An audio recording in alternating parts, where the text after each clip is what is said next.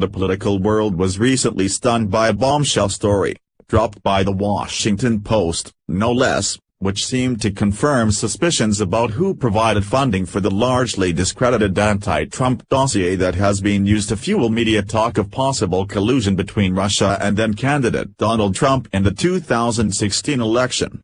Just about a week before this revelation, CNN's Chris Cillia, who seems to derive immense joy in attacking President Trump, labeled the president a conspiracy theorist for tweeting out a rather pertinent question regarding the origin of funding for the infamous dossier. Trump's tweet in question, posted October 19, came after Fusion GPS, the political opposition research firm that hired a former British spy named Christopher Steele to compile the dossier, refused to testify before Congress about who funded them, citing client privacy and their Fifth Amendment right against self-incrimination.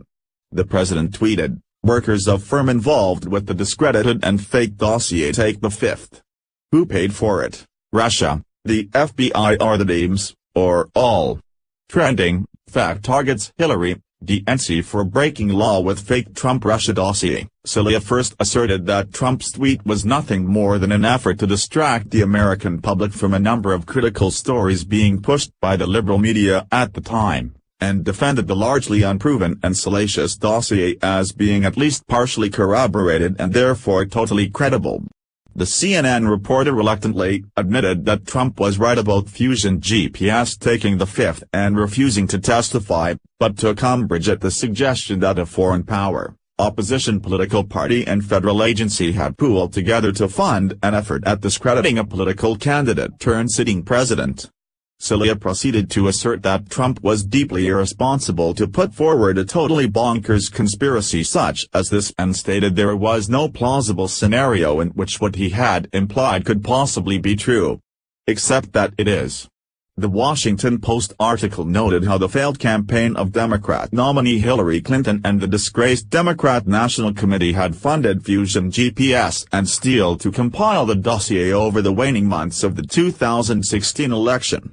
Indeed, that article detailed how an attorney working on behalf of the Clinton campaign and DNC had retained Fusion GPS and provided funding for Steele to compile his dossier from April 2016 until October, mere days before the election.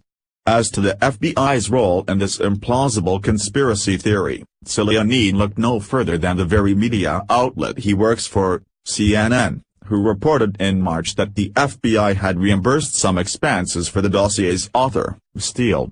Not sure how things work where Cillia comes from, but in the real world, having expenses reimbursed for a provided product or service pretty much constitutes being funded or paid for work. If Cillia had done his due diligence in checking facts, he could start by simply browsing his own outlet's archives. He would have known that the question put forward by Trump's tweet about who funded the dossier was not some crazy conspiracy theory, but an entirely plausible scenario based on evidence and fact-based suspicions that had been previously put forward. Related, Trump crushes DNC in first interview since Clinton linked to Russian dossier. Instead, Cillia seems beholden to the liberal agenda of attacking Trump at all times and for any little thing, no matter what. This is how our liberal media works these days, doggedly pursuing an anti-Trump narrative no matter, or more accurately, in spite of, where the actual facts may lead.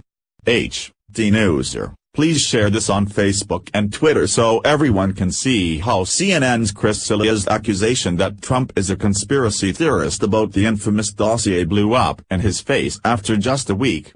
What do you think of CNN calling Trump a conspiracy theorist only for him to prove it right a week later? Scroll down to comment below.